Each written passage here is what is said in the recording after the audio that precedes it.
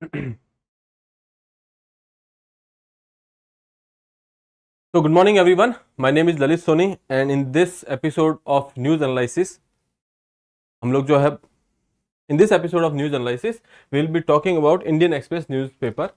So in this live session we'll be covering all those important articles which will be important for your prelims examinations and for your mains examinations. We'll see all those things which are important for your ethics paper, etc. Okay.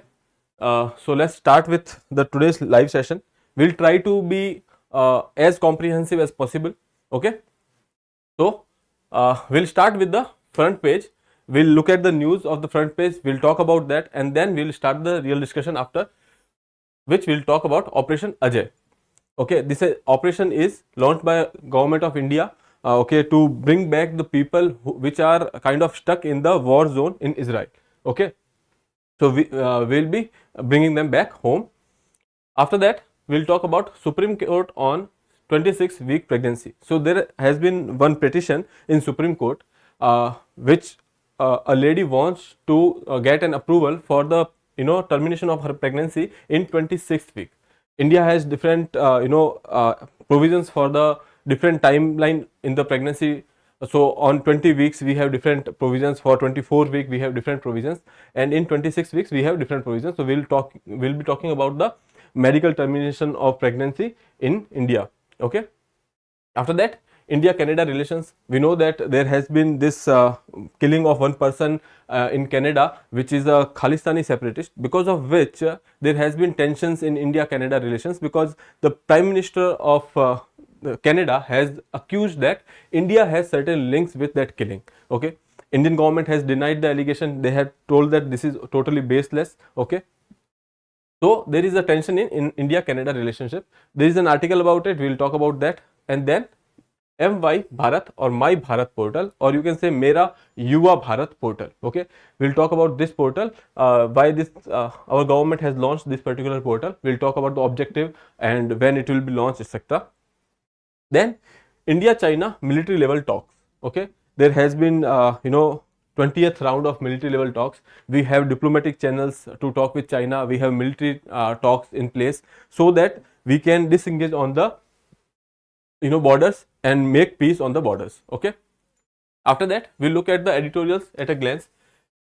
Since we have limited time in this session, so we'll not be dwelling deep into the editorials, but we'll go through them briefly, and I'll tell you about what these editorials are. If you want to go and look at the deeper perspective, you can look at the series on Drishti PCS channel with name Editorial Analysis. We'll talk in details there, and after that we'll discuss some miscellaneous news and then end the session. Okay, so let's start.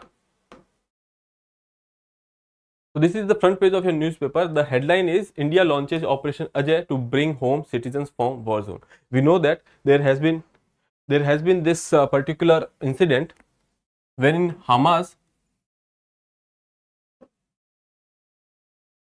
an insurgent group in Gaza Strip has launched an attack on Israel on Saturday last week. So because of this particular attack, Israel has launched a military action against Hamas.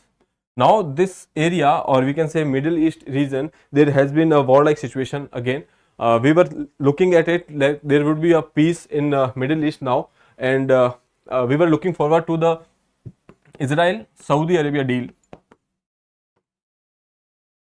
Okay, this deal was to kind of make an agreement between these two countries and prevail the peace in this particular zone. This deal was brokered by USA. Okay, the specifics of the deals are not yet clear, but it was said that it was a ray of hope in this particular area. But because of this Hamas attack, the future of this deal is in doldrums. So we'll keep a check on that in future, what happens to this particular deal.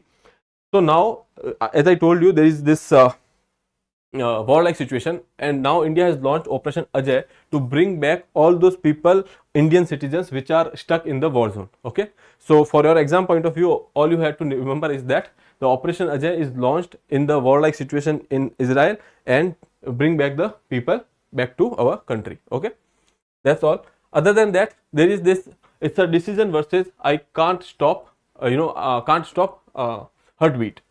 So here we are talking about termination of pregnancy. There is a plea in the Supreme Court, and Supreme Court has to decide on that.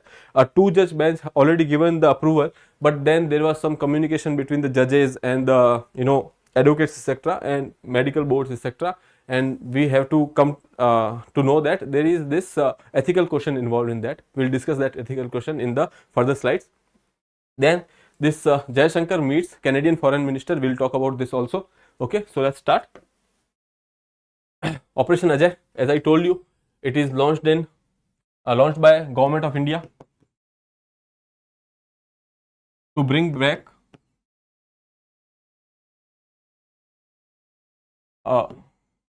citizens stuck in war zone in Middle East. Okay, we have discussed about the Hamas. Hamas is a rebel group, belonging to Palestinian population in the Gaza Strip. And when we are talking about Israel, we have seen the map of Israel, something like this it is. Okay, so there is this area called West Bank, and there is this Gaza Strip. Okay, so these two areas are basically dominated by Palestinian people, and this is your area of Israel. Okay, so now there is this conflict between Israel Jews and the Palestinians regarding the territory. So that's why this conflict has been in news, and now this Operation Ajay we have talked about. Okay, other than that, all the developments we will be seeing in the further sessions, because this thing is going to continue for a long time now. We know that. Then the 26th week pregnancy. As I told you, India has different laws for medical termination of pregnancy. So when we are talking about it, I'll tell you that in India it is legal to abort a child till 20 weeks with doctor's consent. Okay, and after that, if we are going up to 24 weeks because of certain reasons, if there is a risk to the life of the mother or the fetus, because of those things, you can take consent of 2 doctors and then go for the termination of pregnancy. And beyond that, beyond 24 weeks, if you are doing that, you have to go to the court and get the approval. So in this case, a lady goes to the court because she is suffering from postpartum depression, because of which she is not ready for it, and she has told that she wants a medical termination of this pregnancy. Okay, so 2-judge bench has given this approval.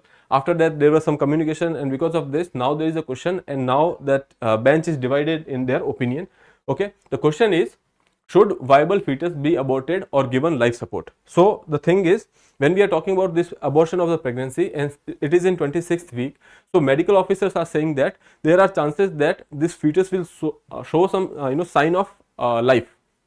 Okay, since it will show some sign of life or heartbeats, so should we kill it? Okay, otherwise if you don't kill it, there are chances that they can born premature. Because of that, there can be some medical conditions, etc. So that is why now they are asking that should we go for killing it, or should we go for the life support thing. Other than that, there is one more thing, that in India we don't kill fetus until it is a question of life and death, or otherwise there is some kind of abnormality involved in the birth. Okay, so that is one thing. So that's all about it. And when we are talking about the law in India, so we'll discuss it. Abortion law in India, it is legal under Medical Termination of Pregnancy MTP Act 1971. Okay, it is permitted up to 20 weeks with registered medical practitioner's consent. We have discussed it. Other than that, for up to 24 weeks, you can go on with the opinion of 2 doctors here. Okay, beyond that, you have to go to court and get the approval. Other than that, there are certain grounds for which that abortion can be involved, allowed. That is risk to the mother's life, physical or mental health, fetal abnormalities, and more. There are more reasons, okay, depending upon the cases. Okay, and then minor, a person or a lady or a woman less than 18 years of age, she would have to take a parental or guardian's consent as well. Okay, other than that, sex selective abortions, in case of you identify the sex of the fetus and then you go for abortions, that is illegal in India. Okay, even sex selection or identifying the sex is illegal in India. Okay, Then Jaishankar meets Canadian Foreign Minister Amit Rao, says reports. So because of the killing of this person named Hardeep Singh Nizar, he is a Khalistani separatist, because of which there has been a tension, rising in tension in the Canada and India relationship. The Canadian president has said that India has some kind of relations to the killing of this person, and they are supporting free speech, etc. But now the problem is India has denied that we don't have any kind of link with that whatsoever. But still, Canadian government is stuck on their opinion. So that is why the this tensions are rising. So now there is this news that there is a secret meeting last month with Jaishankar with the foreign minister of Canada, but in our domain there is no record of it. Okay, so that is one thing. Other than that, that is not important, but important thing is that India has given a deadline to Canada to withdraw their 40 diplomats from Indian territory or Indian mainland. Okay, there are 40 diplomats which India wanted to send them back, or if they don't do it, they will lose their diplomatic immunity. Okay, so in Canada we have only 20 diplomats from Indian side, but in India Canada has nearly 60 diplomats. So now India is saying that we are going for the principle of reciprocity to maintain the balance. We are sending these 40 diplomats back. So India has given the deadline to Canada, but they did not withdraw these 40 diplomats. So there are chances they will lose their diplomatic immunity. Okay. So that was the news about. Then Cabinet okays one-stop portal for youth to be unveiled on October 31st. When we are talking about October 31st, it is birth anniversary of Sardar Patel. Okay, so on this occasion we are launching this My Bharat portal or Mera Yuva Bharat portal for youth and their personality development or overall development, you can say. Okay, other than that, they are giving opportunities etc. Wherein a youth can engage himself with the community work, okay, of their own choice. So all these things will be on the portal. This would be a one-stop solution. Okay, so now when we are talking about why this particular portal has been launched, because we know that India has a demographic dividend, which means that we have a young population. There are nearly around 40 crore young individuals in the age group of 15 to 29. That is around 27% of the Indian population. That is a huge chunk of population is young in India. So now we have to capitalize their skills. We have to capitalize this demographic dividend for our economic growth. Okay, but if we lose this window, there would be consequences. But now, how would you capitalize such demographic dividend? So the answer is skill development. Okay, so one objective of this particular portal is for to provide a one-stop solution so that they can enhance their skills, their leadership skills, their personality, etc. Okay, so let's see the particulars of this scheme. Mera Yuva Bharat, My Bharat, ठीक है, online portal launched by the government of India to empower the country's youth. Okay, that is clear by the name. Then it provides information on various government schemes, employment opportunities, skill development, resources to support young individuals in their professional and personal growth. Okay, so all these things would be provided by the government on the same platform. Young people or people like us can go there and avail these benefits. Then youngsters can engage themselves in the voluntary community works. All the works which are in place for the betterment of the society, young people can join them as per their choice of the work. Whatever work they like, they can do that. It will kind of enhance their leadership skill, their contribution to the community. Then it aims to enhance the youth engagement and development. As I told you, engagement in the community. So these youth will kind of act as a bridge between the communities and the government, okay, or the society and the government. Okay, so that is important. And after that, there is no financial remuneration or financial incentive for this work which you are going to do. That is already that is only a service. Okay, then India China hold 20th round of talks on border. As I told you, there are diplomatic channels there are military talks, etc., going on, so that there would be an disengagement on the border or the disputed areas, okay, so that peace can be brought to the border areas. Okay, China has this tendency to ache the nations, or to kind of irritate the nations. China keeps doing such border you can say encroachments, etc.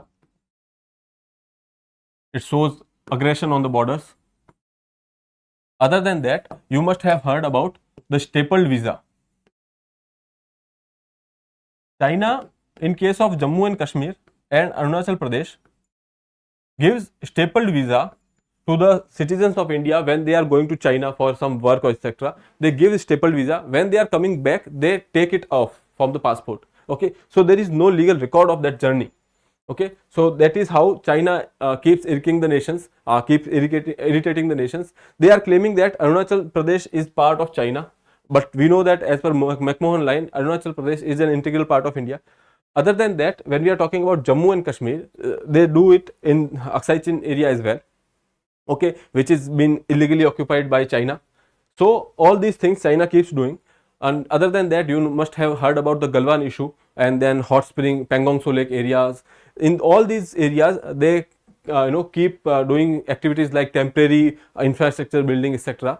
Okay, so they has done that in the Galwan Valley, because of which that issue got into the news. Now we are talking about border disengagement because of those all these issues. Okay, so when we are talking about this particular round of talk, there was no concrete outcome or concrete development. Okay, other than that, leaders of our country has met on the sidelines of the BRICS, but still there were statesmen talking about peace and harmony, but no concrete development. Okay, so when we are talking about the disputed areas in China, we'll look at this map. This area, Aksai Chin, okay, China has illegally occupied this area.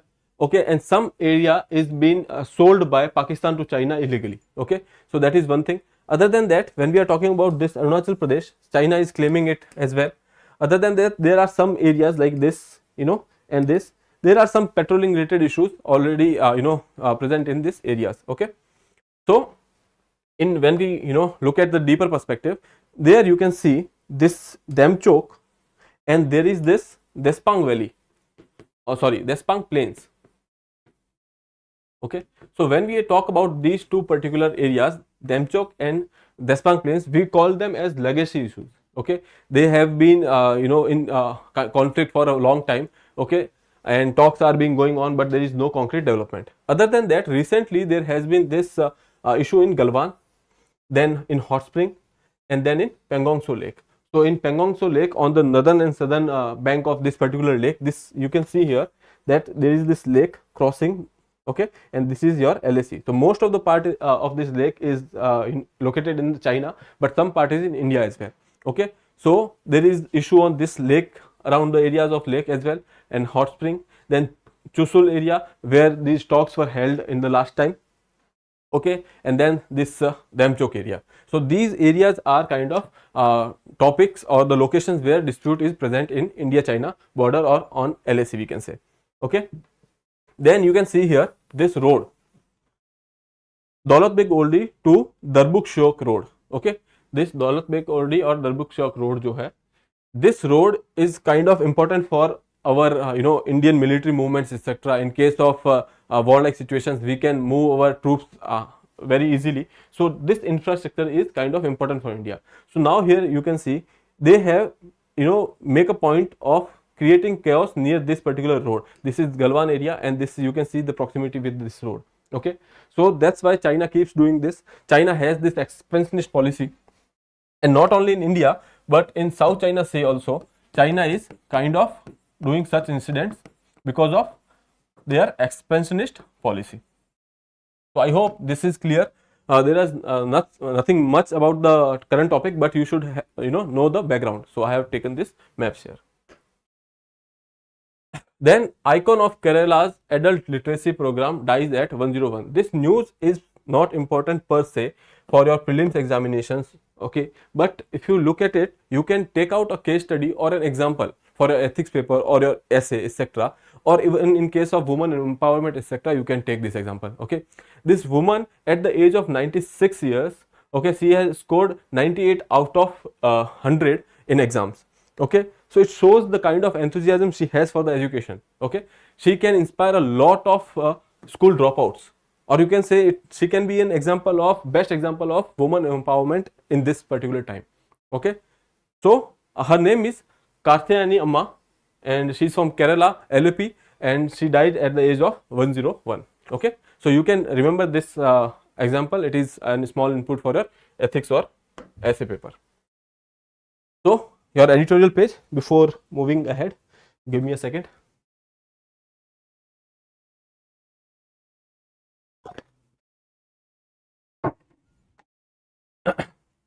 So editorial analysis, we don't have much time.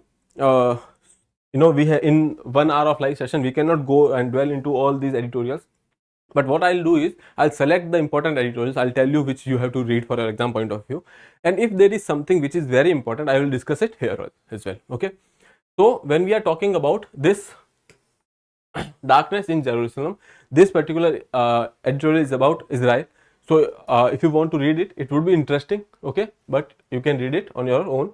Other than that, gender reality check. You know that Miss Claudia Goldin got Nobel Prize in economics, okay, for her work in understanding the woman's participation in labor force, and throughout the centuries there is no such work, and she has done it for last 2 centuries, and she has given some data and she has given some trends, okay, because of which make our understanding little better. So this article is about that. We will discuss it in this particular article, best woman for the job. These are kind of similar. So if you want much more opinion, so you can look at this article. Other than that, I'll be discussing Moody's Message and best woman for the job. Okay, so let's start. For articles, like if you want to have a better understanding of articles and you need to dwell deep into the editorial, so we have this series Editorial Analysis on Drishti PCS channel. I'll be taking editorials there, so you can take that series, okay, or you can watch those videos on YouTube. Then Moody's Message. So government must handhold semiconductor industry, nudge it to adopt sustainable practices. So basically Moody has given this warning to government that this semiconductor industry can be a problem when we are talking about climate change. Okay, so let's see how it is a problem. So you know that India wants to become a semiconductor manufacturing hub.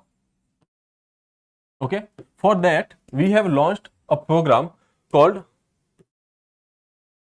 Semicon India program. Okay, we have given an outlay of like almost 76,000 crore for that.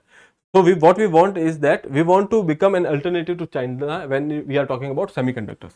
So semiconductors are kind of really important. It's like an oil which was earlier a form of energy. Now when we are talking about semiconductors, this is important for our electronics, etc. Even when we are talking about clean energy, okay, so solar panels, your wind turbines, etc. In that also there is a role of semiconductor. Okay, but there is a paradox that when we are talking about clean energy like solar panels or your wind turbines, etc., we are using these semiconductors to create clean energy. Okay, that is one thing, and which we need to fight climate change. But there is another aspect of this, that production of these semiconductors requires a huge amount of water. Okay, they require water for fabrication. What is the process of fabrication, etc., is not important for you, but you should know that they require water for fabrication. Okay, and along with that they produce hazardous waste. So these two things can be a problem for your environment. Hazardous waste directly impact your environment, so it can cause pollution. Other than that, there is already a crisis of water, and we are using a lot amount of water to produce these semiconductors. So that's how it will again impact the environment and ultimately the climate change. Okay, so Moody has given this message that there can be problem of this particular manufacturing industry if we go for that. Okay, it is not only for India. Other than that, when we are talking about India semiconductors, Taiwan is world semiconductor hub right now. Okay, but with Taiwan's case, there is a disadvantage that Taiwan has this old technology, or let's say we can say already established plant, okay, which use this water, etc. Okay, so that's why that is disadvantageous. Other than that, India has this advantage because we are new in this area. We are going to start this manufacturing hub. So our projects will be greenfield projects. Greenfield projects are those projects which are started freshly. So when we are starting freshly, we can use the technology which is climate friendly, or you can say environment friendly and sustainable. Okay, in that way we can reduce these two problems. So by that mean we can make sure that climate is not harmed as much, and then we can have our development goal as well. Okay, so that is the thing. Other than that, we have this warning from Moody's that there will be a cost related to flooding, water stress, sea level rising, etc. by 2025, 2050. Okay, so because of that, this will impact the process and climate change. So now when we are making this industry, you have to make sure you place this industry in an area where such stress is less. Okay, we have this plan to open this at Dholera in Ahmedabad, one center. We are planning to make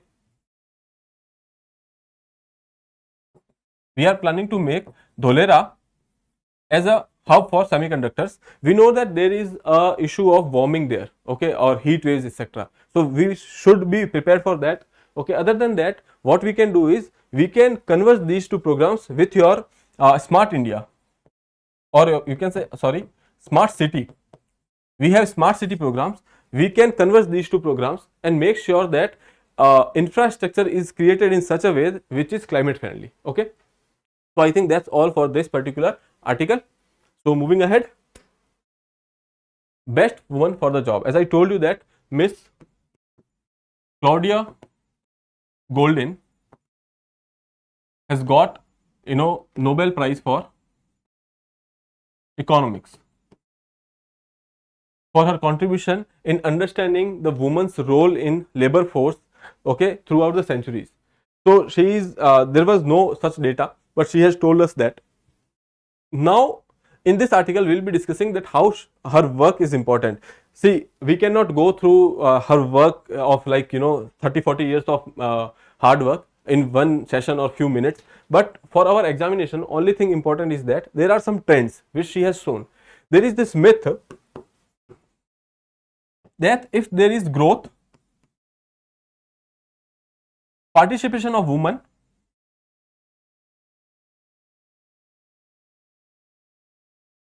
will increase automatically. Okay, if there is a growth, the trajectory of growth is upward, there will be participation which will increase, but that is a myth. Okay, so what happened in 19th century is that when the American economy moved from agriculture to your industry, we have seen a trend that the participation of women has been declining. Okay, this is the 19th century. And then in 20th century, when the economy moved from industry to service sector, the growth or the participation of women has increased. Okay, why is that? Because in 20th century there are certain developments like feminism was on rise, and there was education on rise, technology was on rise. Because of all these factors, okay, the perception related to women was changing in the Western countries, and because of which the participation of women has rose. So not because of the trend that if growth is going in upward direction, the participation will also go. That is not the case. Okay, so she has given a U-shaped trend